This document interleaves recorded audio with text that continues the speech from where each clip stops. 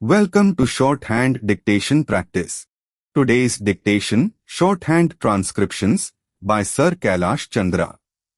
Transcription number 2 at 100 words per minute. Get your pen and notebook ready. We will start the transcription in 5 seconds. 5, 4, 3, 2, 1. Start. Transcription number 2. I should like now to make a few observations on the budget. This budget marks a turning point in the history of our country. It is no use attempting, as some of my friends have done, either to deprecate the budget very strongly or to suggest that we are not witnessing a new revolution in our methods of fiscal training and technique. I want it to be quite clearly pointed out to my friends that we are now facing the lean years of Indian finance. Hitherto, we had revenue surpluses, which were a form of public saving and which were meant to be utilized for capital development. Hereafter, this form of revenue surplus would not be available. We have, therefore, to find out ways and means of implementing our great program of national reconstruction at minimum cost. My point is that the deficit on revenue account would be of the order of about 19 rupees to 20 crores. Here, let me point out that I do not agree with those of my friends in the finance department who have attempted to suggest that 9 rupees or 18 crores, which are obtained from Pakistan, should be put to the revenue side of the budget. They are to be put on the capital side. But that does not seriously alter the trend of my argument. What I am suggesting is that we would have to be prepared for a deficit of a much higher order even on the revenue side.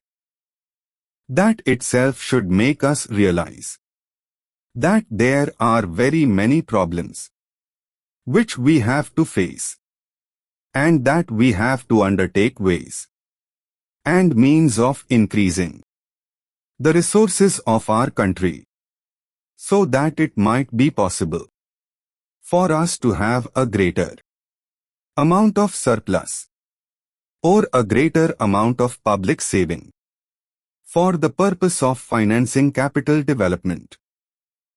The Finance Minister, in the course of his speech, Mr. Deputy Minister, pointed out that the deficits during the past 2 years were of the order of 83 crores rupees. I venture humbly to disagree with him, because I feel that when we are talking of deficits, we must take into account the overall deficit incurred by the central government, and that would be of the order of 200 crores rupees. During the years of relatively light expenditure, we had a shortfall of about 200 crores rupees. Undoubtedly, now when we are going to have a very great amount of expenditure, we might have a greater amount of deficit, and we would have to find out ways and means of trying to meet our capital expenditure. Some members have pointed out that deficit financing is good. Others have pointed out that it is poison. One member who preceded me pointed out that it could be taken like a tonic. Now, I am not willing to enter into the merits of deficit financing or demerits of deficit financing in an academic spirit. The time has now come when we should face realities. I do suggest that we have to indulge in deficit financing, because without indulging in deficit financing, it would not be possible for us to indulge in capital expenditure on such a large scale. But when we are talking of the scope of deficit financing, I would like to place before the House and the Finance Minister the two great limitations which face us. The first limitation that faces us is that concerning the internal price level. The Finance Minister referred to the cost of living.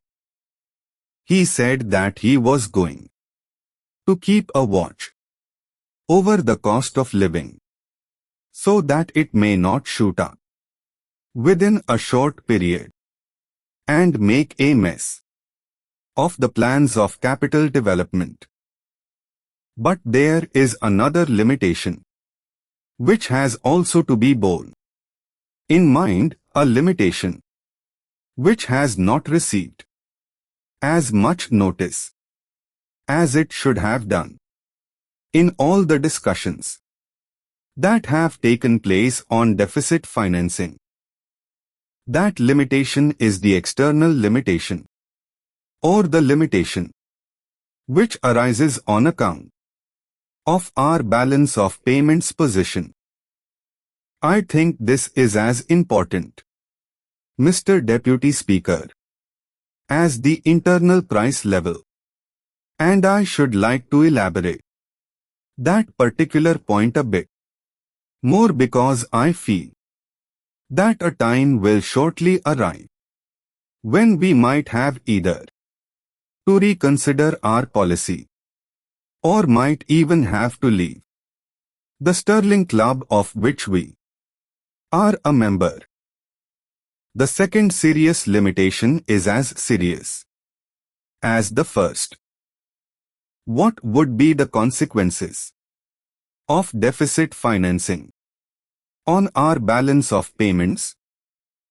The Finance Minister, in his budget speech, points out that so far as the balance of payments position is concerned, they have now, whether it is by accident or design, a favorable balance, and they have contributed about 63 crores rupees to the dollar pool during the past 6 months.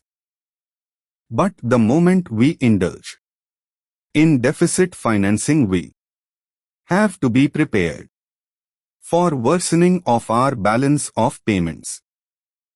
Observations, remarks. Deprecate, express disapproval of technique, method. Lean years of scarcity.